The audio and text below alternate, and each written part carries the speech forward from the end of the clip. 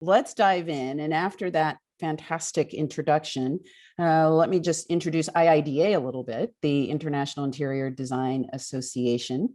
We have 15,000 members practicing interior design and architecture in 35 chapters in 58 countries worldwide. And Ryan and I are two of the 25 employees at IIDA headquarters. We're based in Chicago. We are primarily, right, we're mission-driven a networking organization for the design industry. And with that, one thing that Ryan and I always like, we like for our audience to know who we are kind of beyond the boilerplate, right, Ryan? And so there's this exercise that I actually was introduced to when my son was applying to college, and it's a 40-word description. And so I'm a culture geek, book nerd, word lover, accessory obsessive, extrovert pretending nomad citizen of the design world, who always has a bag packed for business or pleasure and is frequently seeking the perfect pair of black pants and a good nap. And I'm glad to be here today.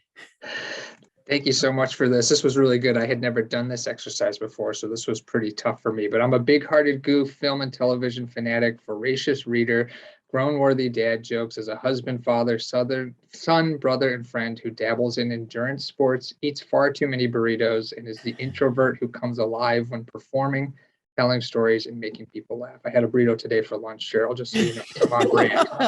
I'm so glad to know that, Ryan. So we're both introverts. But I think what we have both learned, and also I would add to your, if there were a few extra words, Ryan, to add to your description, you're an extraordinary colleague. And I've had the pleasure of working with you for a decade now, since you've been at IIDA. And I think in speaking to students and emerging professionals, you certainly don't go to work looking for friends. You shouldn't go to work looking for friends, but sometimes you find friends at work. And I wish for everyone to have a network of colleagues that are as amazing and supportive as Ryan has been for me and for IIDA, the organization. And that 40-word exercise is something that I would encourage all of you to practice, right? It's about the right amount of time to introduce yourself, those 40 words. At about 80 words, people start tuning out and won't listen to you describe yourself. So I would encourage all of you to kind of embrace that exercise and try describing yourself in 40 words. Yeah, and follow Cheryl's lead with that exercise too. Make it fun, make it personal, make it you. Don't make it what you think people want to hear. Yeah, that's why I deliberately use that beyond the boilerplate. Like you will always have a very corporate description or that description of yourself on your resume or portfolio, but have a looser, more informal way to describe yourself and make it human, because that's what we all are. Ryan, I talked a little bit about IIDA and described IIDA as a networking organization. Let's talk a little bit about networking. It seems like such an 80s kind of word or like an older concept, but it really isn't. We all need to be talking about our network and how we develop and cultivate our network. Can you start with talking a little bit about your network and how you've cultivated it? Yeah, absolutely. And thank you for all the kind words. I feel the exact same way about working with and alongside you. So I appreciate that. I actually think talking in that way is a great way to start the conversation of networking, because it's not just a Duran fueled spirit sprints through everybody that you know. What networking is for me is the creation and cultivation of a group of supportive peers, like-minded people in different industries, and then on top of that, people who can challenge and push me in interesting ways. So to me, it's three different buckets. It's people I already know, people I kind of know, and people who I don't know who might help me make me better. So that's how I kind of build and cultivate my network. How about you? Well, what's interesting about a network, Ryan, it's not only people who, as you alluded to, not only people who support you, but people who push you and challenge you. And sometimes within your network are people who mentor you, Also within your network, you have to remember it's not that one-way street, but they are, you are mentoring and evolving within your network. And a network isn't just who you know, but who knows you as well. And your network can be instrumental in developing you, not only from a career standpoint, but from a personal and professional standpoint. I would encourage anyone who's listening that your network isn't only to be moving you ahead in your career, but also just helping you evolve as a human being. Yeah, and I mean, this network that you create around you is an asset to you, but the strongest networks are the ones where you're an asset to them. And so I would say that when you're thinking about the beginning of your career and you're thinking about cultivating this tribe and this network, it's not just a what you can get, it's a what you can give. And if you can do both of those things and have those kind of almost competing thoughts at the same time, you will be very, very successful doing this. Ryan, what's the best way to get our network to evolve with us? I mean, I certainly have people in my network. I mean, I've been doing what I've been doing for 30 years now. And I've got some people in my network who I've known for those entire 30 years, but my network has shifted and evolved as I know yours has. What's the best way that we evolve with our network, or our network evolves with us? Yeah, I think it's a really good question. And I think you're a very good example of a person who does it well. For me, I think that this is about this balancing of like leading and following. When I think about how my network can evolve, how the people around me can evolve, I think about the times when I can be a leader in that group and maybe I can help push us in the way we might evolve next. And then I'm also always thinking about who can I follow? Is somebody trying to get our group to go in a certain direction?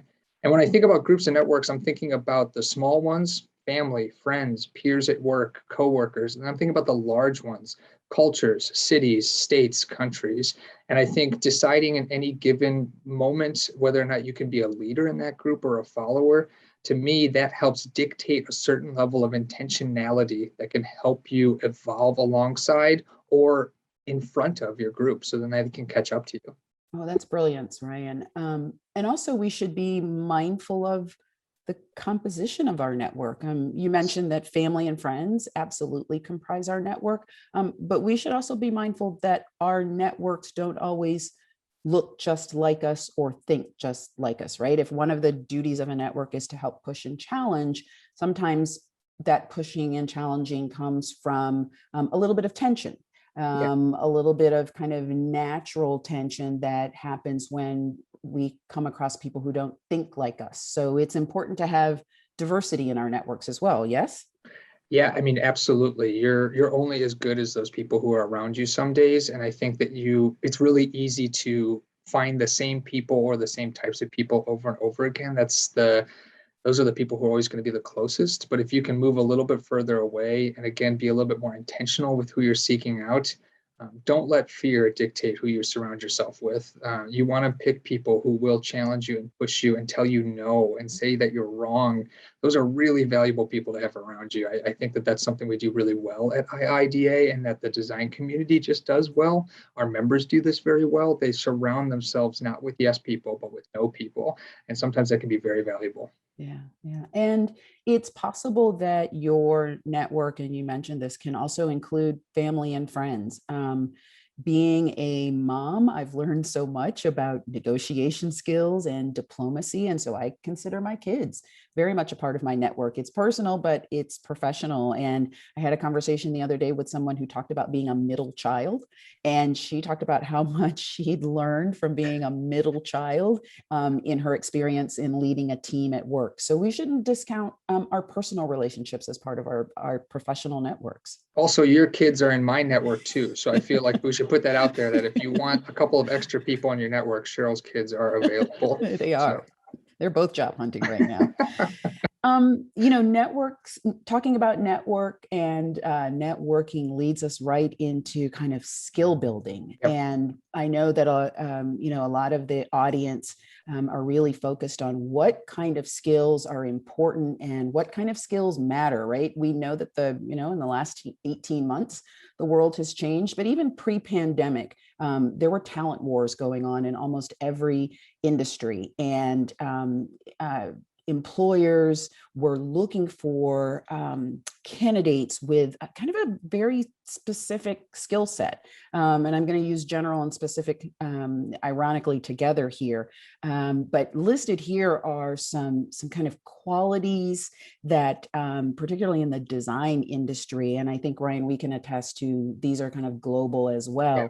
But this first one, vulnerability, and I know this is something you speak to so coherently, and I won't, we don't have to define every single one of these, but I would like you to touch on vulnerability as a sought after quality in the workplace today. Yeah, vulnerability is really hard. I think that first and foremost, this is a word that scares people because I think that maybe we don't always understand what we mean when we use it. To me, vulnerability is not showing up to work and telling everybody your life story. It is not making sure that everyone on the train knows where you live and knows everything about you. Vulnerability is pushing yourself in the direction of honestly connecting with people. Mhm. That's vulnerability. It's not about a certain kind of emotion. It's not about a certain height of emotion. It is about authenticity and connecting with people. It's about telling people that extra thing about yourself so that they know you're really listening. It's about making sure that when you're listening to someone, you're able to respond to what they said, that you're actively and passionately connecting with them. That to me is vulnerability. And it scares people away because it is scary. It's scary to try and force yourself to connect with people in more meaningful ways. But when we do that, we influence them, we affect their orbit, and in turn, then they can affect ours. And I just don't know if there's anything more powerful than that, especially right now. Yeah, it's one of those qualities that make us most human. Yeah, well, back to you though. I mean, I feel like for me, when I look at this list, I think you're one of the most curious people I know. So, and I think that is a very, very sought after skill right now. What does that word mean to you? Like, how are you seeing curiosity in 2021? It's, we've lived through a period where I feel like there were more questions than answers. But, there's strength in Yeah. questioning, there's strength in being curious, particularly for people in the design profession, but almost any profession, that ability to ask why, the ability to ask how. And you'll see on this list, identifying the why is the beginning of design thinking, right? And design thinking is being talked about across multiple disciplines and multiple industries. We should always have the ability to ask why. And curiosity is beyond being nosy, although I am that. But that active level of wondering how and why things work, and how and why we can, no matter what our endeavor is, make something better, create a better situation, a better culture, a better society. And I want to touch back on resilience, Ryan, because, right, I mean, my short answer for resilience is fall down 7 times, get up 8. And we've all lived through a period of being incredibly resilient in this last year. We've learned new ways of working and new ways of thinking. Yeah, I will be vulnerable and share that my wife and I have an 8-month-old at home, and I have been watching her be very resilient. And it sometimes is very funny because I'm watching her do something she absolutely cannot do, but she spends a long time trying to do it. And this will sound a little corny or cliche, but it's kind of amazing watching her fall down 7 times and get up 8. And when she gets up that 8th time, this is the first time she's gotten up that 8th time. And it's just really beautiful. And it's something I've been trying to hold on to because I feel like it's such a gift to watch somebody do that for the first time. Often in the world of work, we are, it's not about what we do, but about how hard we try. All of those qualities that were listed on that previous slide are kind of summed up in these 4 items. And I found this list, the Society of Human Resource Management, SHRM, SHRM. It's the world's largest HR organization. They have some 250,000 members who are HR managers globally. But in 2021, they cited that clarity, empathy, bravery, and agility, it's kind of the summation of all those things we talked about on that previous slide, but being clear and coherent, being empathetic, that's that human side of us, being brave, resiliency is a part of being brave, being courageous, and being curious and asking those good questions. And then agility, that ability to be hyper flexible, being able to pivot, being able to look at a situation and move to the next situation. These 4 qualities are the 4 most sought after qualities that employers are seeking in candidates.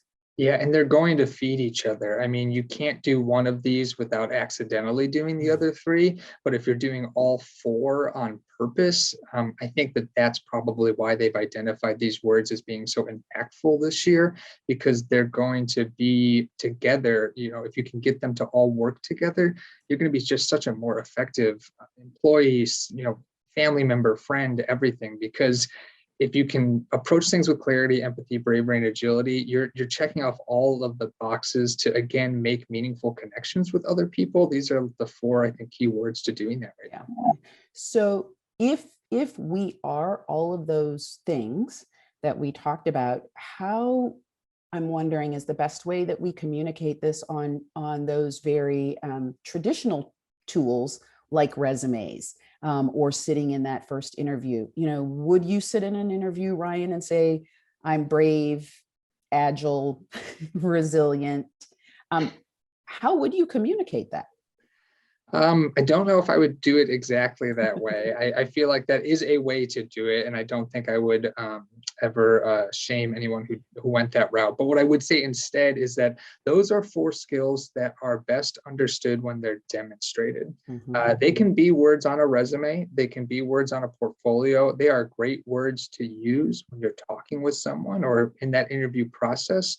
But people should be able to look at your work and see that you're brave. Oh, wow, this person puts themselves in volunteer positions that are really courageous to be in. They're really putting themselves out there. When you're talking in the interview, they should be able to know that you approach the world with clarity, that you are a concise person who is interested in spending as much time talking about what really matters above all else. So I think that you can use these words, and the more you use them, I think the more what they are intended to do will happen, if that makes sense. But I think employers especially, and also just peers and other folks, they're just a lot smarter than sometimes we give them credit for. And I think they can spot it when it's not authentic and when we're kind of just faking it till we make it. You've got to be those 4 words. You can't just say them out loud. What do you think? What do you imagine? Oh, I 100% agree with you, Ryan. And you touched on something that's really important for anyone that is a part of a volunteer organization like IIDA, or you're a part of an organization that supports you professionally, a student marketing association or an MBA association. Always make sure that you capture your volunteer experience. Talk about it in your interviews and capture it on your resume. Just because you're not being paid for volunteer experience doesn't invalidate it and make it any less important. In being a part of a volunteer organization, a mission-driven organization, does help illustrate some of those qualities that we talked about: agility and resilience and bravery. It's a little bit of wearing your heart on your sleeve too. And that's a demonstration of vulnerability. And so make sure you're capturing your volunteer experience and the causes that are important to you on your professional resume or on your CV. Yeah, I want to get to the next slide because it's my favorite part of what we're talking about. But before we do it, real quick, with all of these different types of communicating, Cheryl, what are you noticing is the key skill that pops up over and over and over again, whether it's Slack messaging, Outlook emails, online communication, social media? What are you seeing people really lean into right now? It's the written word, how we express ourselves. So whether it's an email, whether it's in Slack, whether it's social media, it's that ability to be concise and coherent and articulate a point of view. And so even going back to our 40-word exercise, that's kind of distilling down the sum of who we are into 40 simple words to be explanatory and coherent. So regardless of the tool or the platform, whether it was me back in the 80s with my old-fashioned typewriter, or a candidate now, using those tools, I don't even know necessarily that the tool always matters, but your facility or agency with those tools does, and your ability to effectively communicate. Yeah, I completely concur. Absolutely concur. You want to jump in here, Ryan, and Yeah, talk a little bit? yeah, absolutely. So I think a conversation we're having at IIDA that I feel like is relevant for everybody watching right now is taking a very honest look at what your office building tribe looks like. And I think for a lot of people, all over the world, your tribe looks like four of the same kind of person. For us at IIDA, this is just a personal example because the majority of our members are Caucasian women. Under 2% of our members are architects of color. And so for us, I think when we're authentically looking at who's around us and how we might influence it, we have to pretend like we're not just looking at these same four people, right? Like it would be unauthentic for us to pretend that these are not who they are. And so if we want to influence our network, if we want to change that around, we have to really try to actually do it, because I think the goal is for it to look more like this slide. I think we all want this. I think we want this to be the destination. And we know that there are lots of good reasons to get there, but I think it's hard or confusing or even sometimes a little scary to do this work, Cheryl. So what kind of conversations are you having right now to help people get to this destination?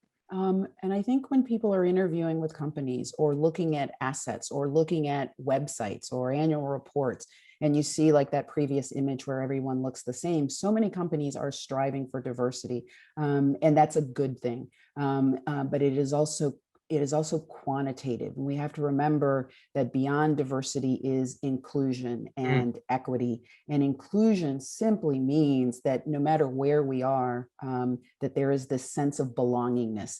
I feel that I belong here. I feel a sense of welcome. And I think that's what a lot of companies are working through and being challenged with right now. You can recruit all the diverse candidates that you want, but do they feel as if they belong in this place? And so talking about inclusion in this next step is in addressing equity. And all of our work begins in addressing equity, and which is a process that acknowledges that there is an unequal starting place and that it's a continuum, right? It's not a one and done, but a continuum to continue to try to correct and address the imbalances that exist in the workplace and in our society. Yeah, and I feel like, and I'm thankful for your leadership and the leadership of other folks that we work with and people in our industry, because I think you all teach me how to be a better ally. And when I'm thinking about being this ally, and when I'm thinking about allyship, which I think is something everybody from all backgrounds can engage in a meaningful way, but that's this authentic support system. Again, I think I'm just going to hammer that word over and over again, that authentic showing up, in which someone from outside a group advocates for those who are in that group. That is something you can do to affect your tribe, your network. Pull people into it. Don't let other people keep them out. Pull them in, show up for them. I think that that's something that is an opportunity that you shouldn't miss if you have a chance to take it. It's so valuable, and it means so much to the people from these marginalized groups, because they know then that you are authentically going to show up for them. Yeah. And it's not always easy, right, Ryan? Allyship isn't always comfortable, and it's not always soft and fuzzy. I think we sometimes want it to be, but also allyship isn't about you or me. Allyship is about the receiving end. Yeah, and you're gonna fail sometimes during it. I mean, I will screw it up next week at some point, and that's okay. As long as we're consistently learning and we're consistently being honest about it, to me, that's the equity and allyship building that really matters. It's not to screw up once and stop would be such a missed opportunity to continue to do the work in a meaningful way. So Brian, let's talk a little bit about just in the bit of time we have left. This time flew by. It did. Let's talk a little bit about some confidence and skill building and what work is really like. And I like to use this slide in the context of in IIDA when designers ask, what is the future of work or the future of workplace? I think that one thing that we should always remember is that, now and forever, the context and the now and next of work is human. That we're constantly seeing through the lens of the work that we're doing, that we're seeing the humanity of others, and that even if you're a designer or an accountant or an attorney, humanity is the end game. Is there a dream job, Ryan? I think humanity is too complex for a dream job, to build on what you just said. I think that We often put a dream job at the end of our life journey or as a part of our life journey. And I personally think, especially this year, we're going to see people shifting further and further away from this idea and moving more and more towards a holistic approach to your whole dream life. Your job is probably not going to be the only thing that can give you all of the things in life that are worth living for. If you make it a part of your holistic life, if you don't emphasize so much on it being a one kind of job or a dream job, I think those are the people I see that are happiest that I work with, if I'm being vulnerable and honest. I think those are the people I see in the industry who are happiest. It is not that they don't take their job seriously. It is not that they don't work hard.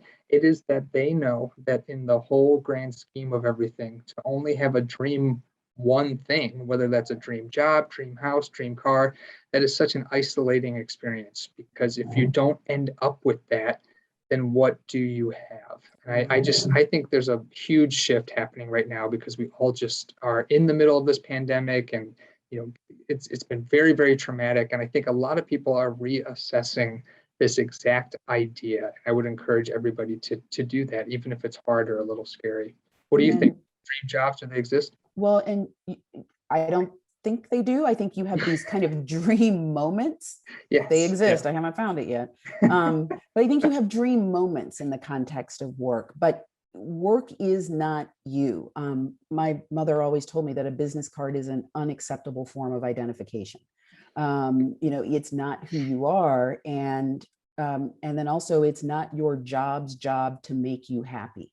Happiness comes in a lot of forms and a lot of places, and you can certainly find happiness at work, but it's not your job's job to make you happy. And that just goes back to that, that being that whole human being. And that's what your employers are most interested in. They're interested in who you are as a human being, not just the work that you're going to produce. And that's why you just pulled up this slide, again, of those qualities that are so important in this moment in culture and society, and kind of always this idea of emotional intelligence. We are an aggregate of many types of intellect and intelligence, but emotional intelligence is that piece of ourselves that is incredibly self-aware, but also informs us about the being and existence of others. I mean, skills can be taught. I mean, that's what everybody goes to school to learn and goes to university to learn are certain teachable skills. It is the other factors in your life that will influence the kind of employee you are, kind of employer you eventually become, the kind of family member, friend, and part of your network that you will be. So moving the emphasis off of, do I know how to do all these things? And onto, when I'm doing them, am I the kind of person other people want to be around? To me, that is such a big part of this, because if you're not that kind of person, it won't matter how well you do those skills. It will not matter. Right. So in short, both Ryan and I encourage everyone, if you need a shorthand definition of emotional intelligence, it's just simply this slide. Yeah. I mean, just be the kind of person you want to see when you walk in the office. I don't know how else to put it. I mean, just don't be a jerk. Yeah, there you go. And there are 1, 2, 3, 4, 5, 6, 7, 8, 16 or so words here, many of which we've already mentioned in this presentation, but these kind of 16 words, again, kind of recap words that I think are a part of conversations that we're all having in this moment. We've talked about empathy. It is so important to be optimistic and to be resilient. Self-care and well-being and emotional well-being. Check on yourself, check on other people. It is not selfish to indulge in self-care. Make yourself a priority. Make your heart and your soul a priority. Civility, right, Ryan? That's so critical. And we all need to have a purpose, and humanity and inclusion, and beyond our community, it's so important to have kinship. And we talked about equity and justice and inclusion. And so tomorrow, Ryan, for the folks who are listening in the audience, and so tomorrow, what do we want people to know? What needles have we moved? What temperatures have we changed? Yeah, I mean, for me, there are 5 things I've been thinking a lot about in preparation for this program, which again, I'm so thankful for. And thank you so much for being here. Everybody who's watching, keep filling out the chat box and the comment box with questions. We'd love to hear them. But my 5 things I would want everybody to take away are: be kind and be gentle to yourself and to others. Be others focused. That's a phrase I use all the time. How can you think about someone else before you think of yourself? Get uncomfortable and get there fast. The more uncomfortable you are, the more you will learn. Never let fear dictate what you do. Never let fear dictate what you do. And seek and create joy. It is so easy to watch presentations like this or participate in them, and they are not fun and they have no joy. And I feel like, Cheryl, I have had so much fun doing this with you because I think through it all, we have found a way to find joy even in the hard parts. So if you can find joy in those uncomfortable conversations, if you can find a little bit of joy in navigating this very scary world sometimes, you will be okay. Amen to joy. And What about you? my 5, you are enough. Yeah. We often live in a world that cuts us down, or we sometimes try to even cut our own selves down or diminish ourselves. I think it's important to remember you are enough. Mm. Don't feel as if you need to know everything and do everything. There's time, and you are always learning. No experience in life is wasted. Life is happening for you, not to you. You are not a victim. Be present, be kind. You said that already. Be curious and be thankful. Be reasonably good at public speaking, and also have good writing skills, because guaranteed you're going to use them for the rest of your life. And the grass is not always greener on the other side. Grass tends to be greener where it's watered. So water your own grass and create that greener moment. Thank you so much to everybody who's been here with us. Thank you so much for those who might be watching later. Cheryl and I are putting our information here for all of you in the interest of vulnerability and transparency and connecting with all of you. We really do want to hear from you. So find us on social media channels, find us on LinkedIn. We've also included our personal email addresses and phone numbers. These are not fake. These are the real deal. So please reach out to us, email us. I love a good chat. Cheryl loves a good voicemail. So we would absolutely adore the opportunity to talk with you and connect with you, because we know what we believe what we preach. And so anytime we got a chance to do this with any of you, we know that there's going to be this influence moment that happens that we will cherish and honor. So thank you in advance to anybody who reaches out. Yeah, thanks so much to all of you. And with that, and thank you, Ryan. I love doing this with you. This was great. I mean, let's do it. I don't know. Let's ask the team. Can we do it again? I mean, Yeah. We would love to have you. This has been a fantastic conversation. Thank you so much. We are going to dive into audience questions. So students, definitely send your questions in through that Q&A button. Again, that's either at the top or bottom of your screen. We've had a few amazing questions come in so far. First one I'd like to read is, Ryan, you mentioned that 98% of the industry is made of Eurocentric women. As an ally, how do you suggest women of color approach these women to trust them with entry-level jobs they prefer to give to someone who looks like them? With no experience or educational background in the industry, instead of a person of color with work experience in the industry and working on a professional degree within the industry. Why is it so easy to hire a stranger who looks like them versus a person of color in the same boat, except doesn't look like them?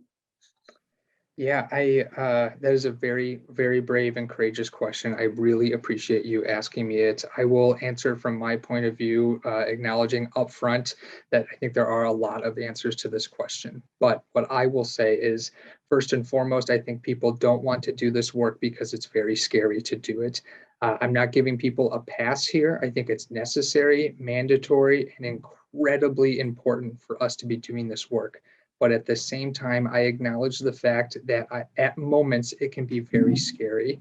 It's scary to think that you might screw it up. It's scary to think that you might hurt someone's feelings. It's scary to think that you might try and do all the things that we've talked about, Cheryl and I, and you might still mess it up. So it is scary to do this work. I think that's the main reason people don't do it. I might be giving people too much credit, but I really do think that that's the main reason. So if I was in your orbit and you were approaching me to try and do more of this work, first of all, I do think it's probably my job to approach you. I think that people going to the groups that they think are marginalized or on the outside shouldn't be the person on the outside's job to knock on the door. I should be opening it up for you. But if I'm not doing that, I think having a gentle, polite, purposeful, maybe conversation or communication moment with that person to communicate to them, like, I feel unseen. Can you help me be seen? I think that's something that's happened to me in my real life, and I've appreciated the opportunity, even if initially I felt scared and upset because I felt like maybe I missed it. This person afforded me the chance to spend a moment kind of getting over myself, which I really appreciated, and then I was able to help them. So I think approaching people with that and knowing that everyone's going to hear it a little bit differently is also really important. I mean, Cheryl, not to put you on the spot, but what do you think? I mean, is that on the other side of it? Do you agree? No, you were spot on, and it's incumbent on people on, we'll use the proverbial desk example, on both sides of that desk to get out of their comfort zone. It had become traditional and very natural for people to congregate around people who look just like them or hire people who look just like them. Representation matters, and I think as more women and more people of color are in the workplace, it becomes our responsibility also to sit on those hiring panels and making sure that hiring panels are diverse and the conversations about diverse candidates are happening. We just have to break the cycle, and you have to be brave to break the cycle. Agreed. Absolutely. Sometimes I'm the only minority in the room at networking events or group calls. Can you speak to how to show up authentically while feeling like you need to be a spokesperson or representative for a whole group? Yeah, Christine, I want to hug you and anyone else who has felt that way. I think we've all felt lonely when we're the only one on a Zoom call or the only one in a networking event, as Christine mentions. You've got to keep showing up. You've got to keep claiming your space.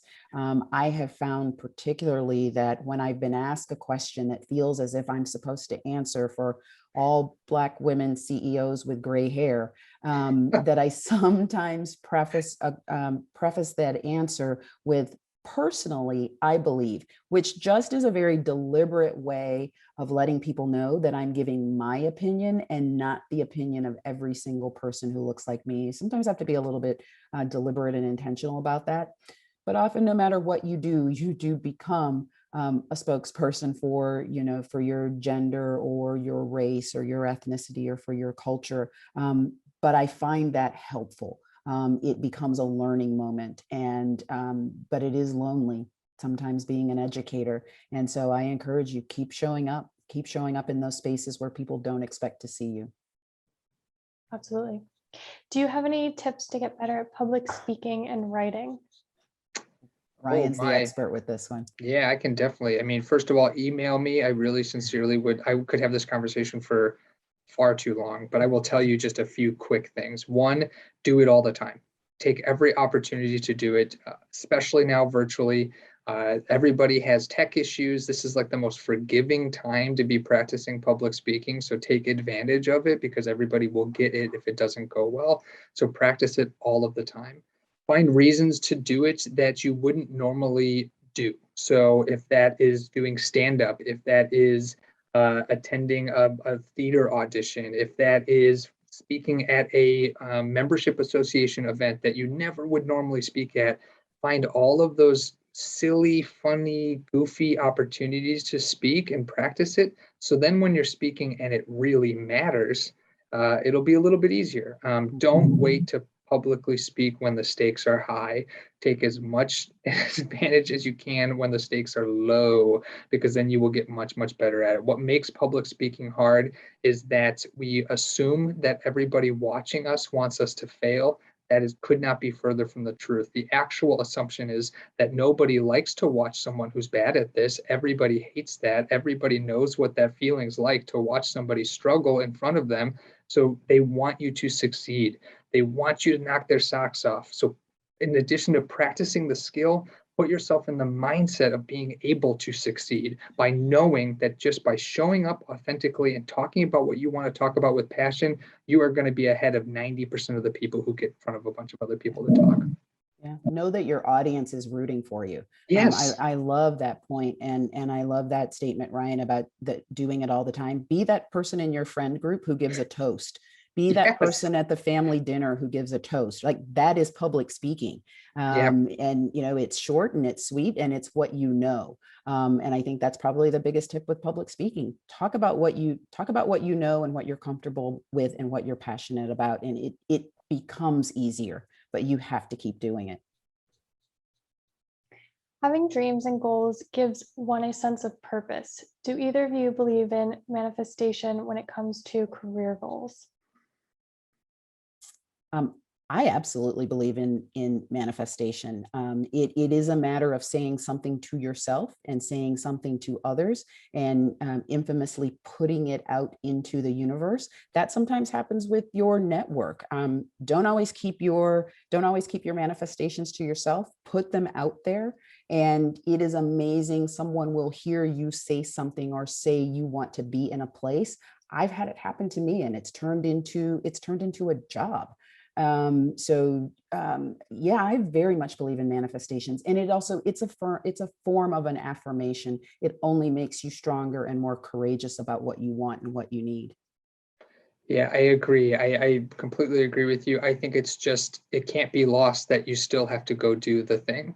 They've done study after study after study confirming that when you think about doing something successfully, you get almost as close as when you actually practice doing it, but you still have to do both things. And I think sometimes I'm lazy all the time. So there's definitely moments where I'm like, I don't really want to do this. I'll just think about doing it. And I'm not as good at it as if I had done it. So I think it's a combination. Yeah. Fair point. What is the best way to keep in touch with people in your network? I'm currently looking for a new job, and I recently reached out to an ex-classmate that works in a company I'm applying to. It had been so long since I had spoken to her last, and it felt a little awkward. Yeah, I would say good on you to do that. Give yourself a pat on the back. That's really awesome that you're trying to engage with your network that way. I think what I would suggest is that when we're trying to keep that network active and filled with people who can be resources for us and who we can be resources for, that is a flow. It is constantly happening. It shouldn't only necessarily be happening when there is need. I think it can happen in advance of need and can happen in advance of like, I really want this person's information. I should reach out to this. If you're in a more flow-based kind of conversation with your network, if you're writing a LinkedIn post every week, so you're engaging with the people online, if you are the person who sets up Zoom calls to just do hey, 8 a.m. every third Wednesday of the month, I'm going to set up a Zoom so we can all chat and get to know each other. That continuous process, I think, will be seeds for the kind of growth or opportunity you're looking for later. You have to plant them earlier. I don't think what you did is wrong, and I understand what you're saying. It is a little nerve-wracking, and it does make you feel a little icky or something, but I don't think it is. So I think in addition to what I just said, you can let that go. I think everybody knows what this is all about, and so you don't have to worry too much that this person has some sort of negative opinion of you. It's, we're all trying our best. And so I would just say you give yourself a break. Yeah. And also not being fearful of being a connector. So it's not just you connecting with someone, but sometimes connecting folks within your network. I have someone who recently did that with me, and knowing that I love to write, and she connected me with 3 other people who also are writers. And I would have never connected with those folks had this person not connected. And Ryan, I now have a resume from at least one of those people because we're looking for a writer at IIDA, but it was because someone just put some like-minded people together. And sometimes that is really appreciated. So work on your skills as a connector. That is awesome. Really great advice. Do you have any advice for introverts who want to grow our networks when we don't necessarily enjoy networking? And Oh, Cheryl, I think somebody read our 40 words. we've got two card carrying introverts here. I stamp mine every 6 months. I pay my dues twice a year. That's how much I am into it.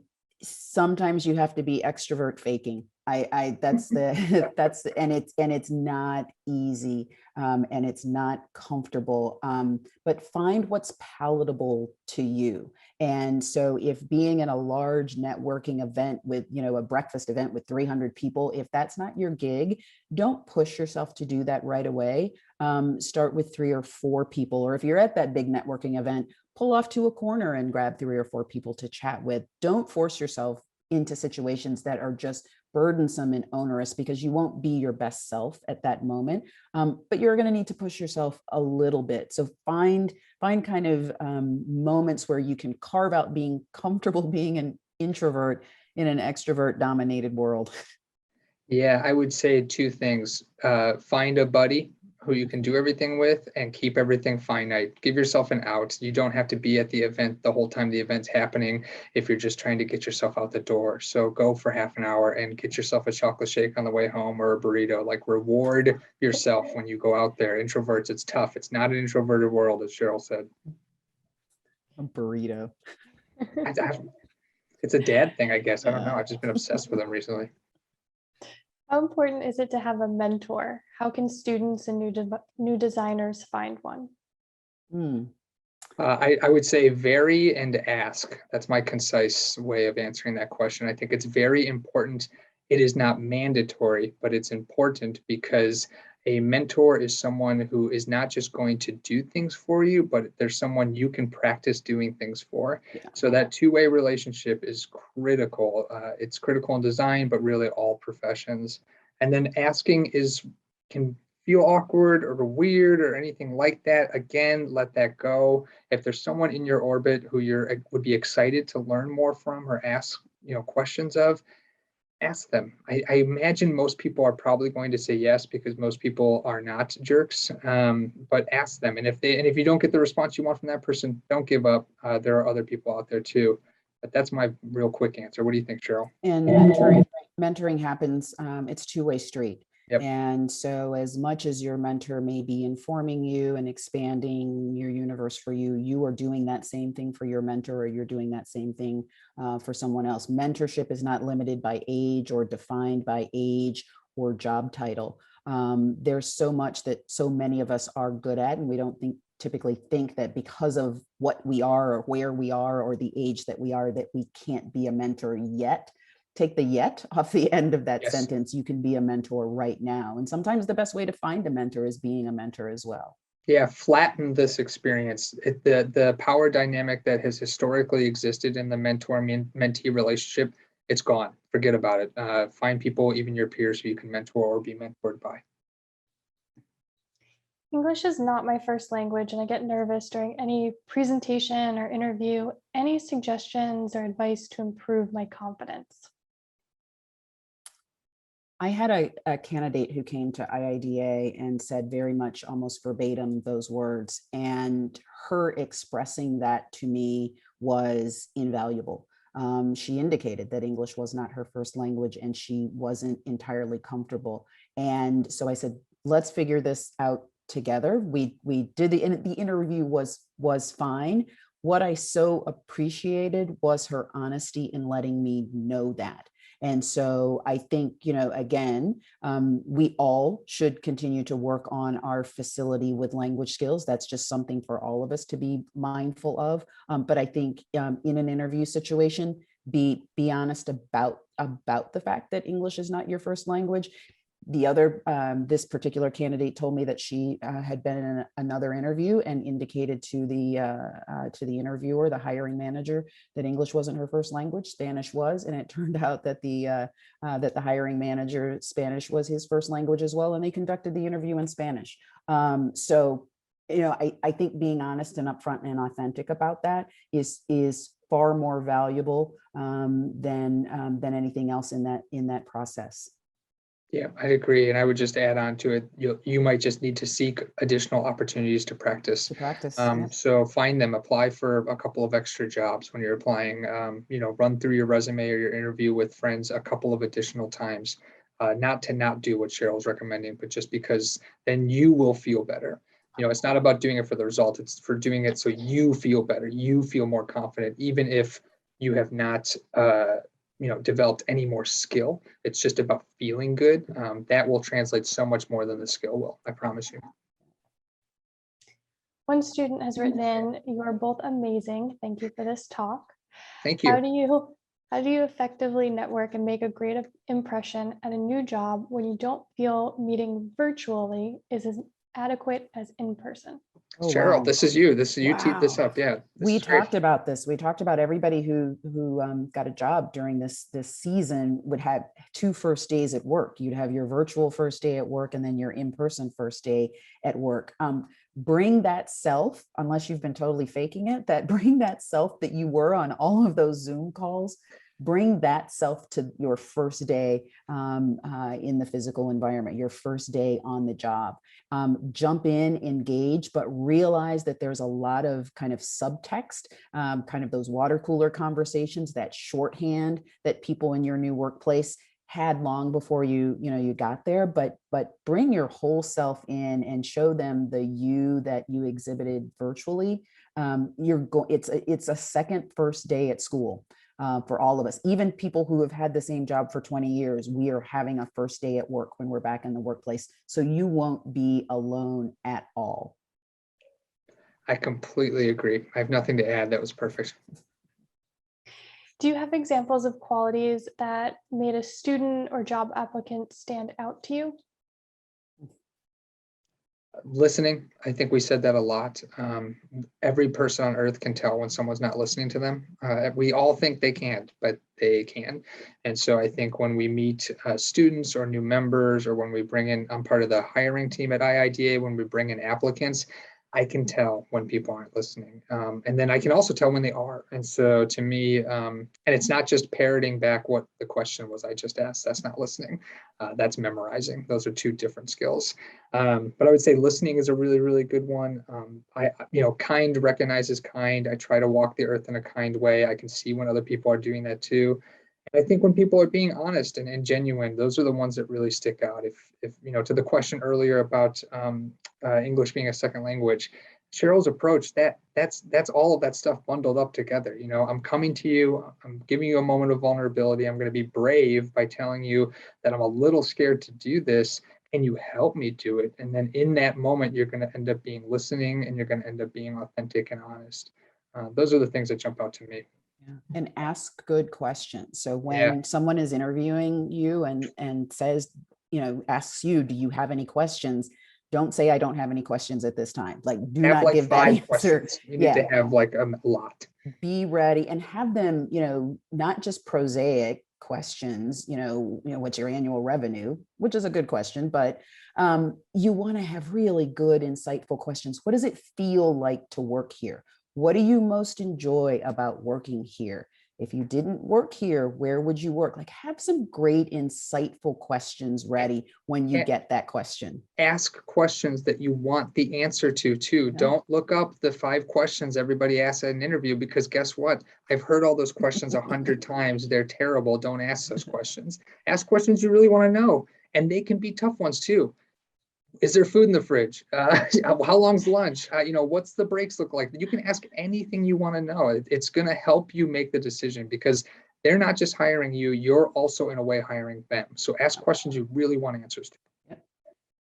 Absolutely. And if I can add, if you are taking Ryan's advice and listening, truly listening, you will be able to ask those great questions and let that person know that you were listening to them. Terrific advice. Great. Well, we are just about out of time, but I do have one final question. I'd love to hear from each of you. Ryan, maybe we could start with you. Any final words of advice or wisdom for the students tuning in today? I will use this opportunity to say thank you. I think my last piece of advice is to just be grateful. It is very rare that we are gifted with opportunities to do programs like this, or attend them, or be a part of them. It's important, it matters, and I'm very, very thankful for this opportunity. So my advice would be find a way every day to say that you're thankful for something. So Mhm. this is mine today. So thank you. Oh, I'm right with you on that, Ryan.